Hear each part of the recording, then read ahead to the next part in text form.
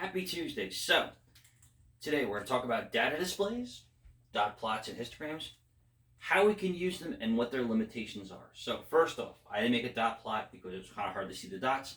I used X's for my dots. Now, dot plots are great for finding specific information. The problem is, let's say I'm doing the entire population of Freeport. This dot plot would be huge. 44,000 little dots. And at that point in time, we'd use a histogram because it gives us general information. Now, speaking of histograms, here it is. A general information from histogram tells me that, hey, there are 4 people in here that are 10 to 19 years old. So, let me just put down here years old. And we'll put over here the number of people. Okay? Now, here's the thing. I know that there's 4 people between 10 and 19 years old. The problem is, I don't know how old they actually are. They could all be 10, they could all be 19. This doesn't help me find out things like mean, median, or mode. This I can use to find mean, median, mode because it tells me the exact numbers. So, let's start on our mean, median, and mode using dot plots. Let's start with the easy one, mode. Mode's super easy. Which one is the most common? So, every time I have a dot plot, I always do the same thing. I go ahead and I count. So I have 3 here, 4 here, 2 here, 1, 2, 3, 4, 5 here, only 1, none of those, 1 of those. In fact, I'm not going to write that there's none of those. Then I have 3 of these and 1 of these. Great. So now I can find the mode really easy. My mode, again, mode and most, M-O, my mode is 4. So if I was to ask, what's the mode of the data? I could point to it right away and say 5.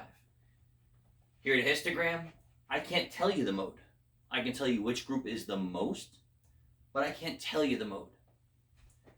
Now, let's talk about the median. Now, median, we're finding the middle number. I'm going to show you 2 ways of doing it. The much easier way and then the much longer way.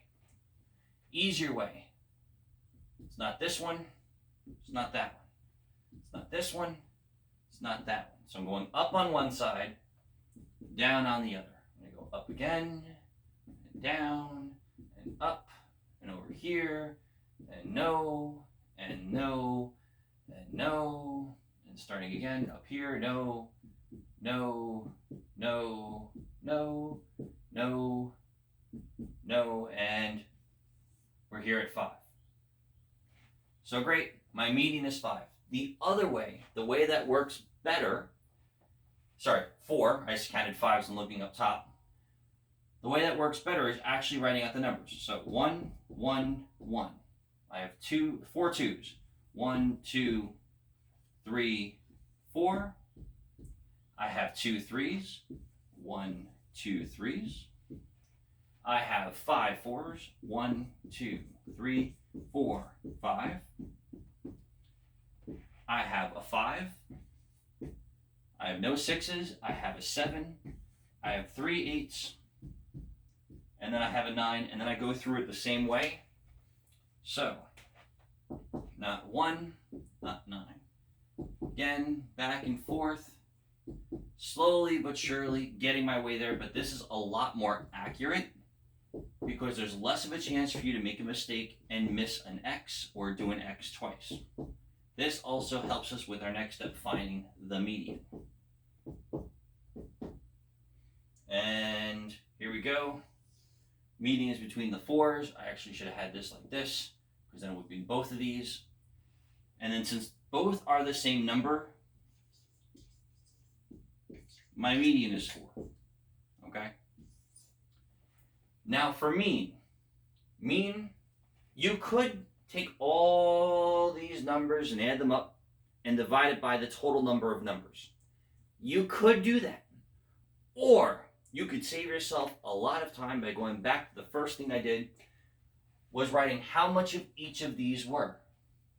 So if I have 3 1s, because I have 1, 2, 3 1s, 3 1s gets me 3.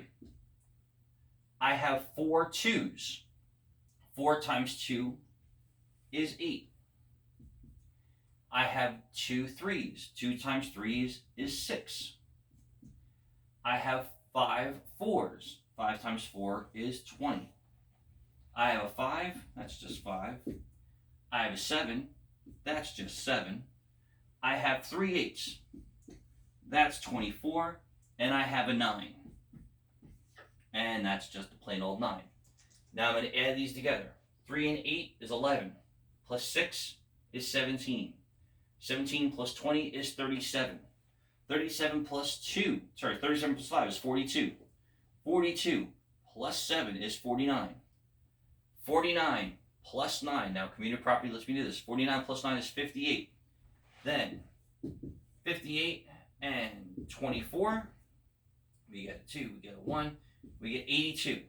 That's going to be my total.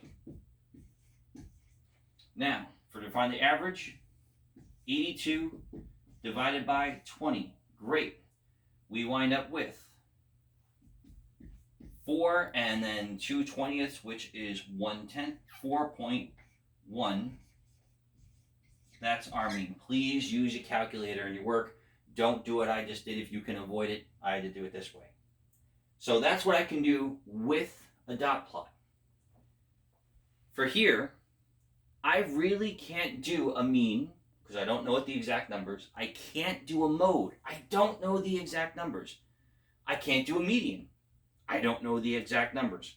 What I can do is do a lot of percentages. I could do percentages here, no problem. I could do what percent of these is 8. In fact, let's do that. What percent of the numbers is 8? Well, that gets me 3 8s out of 20, which gets me 0.15.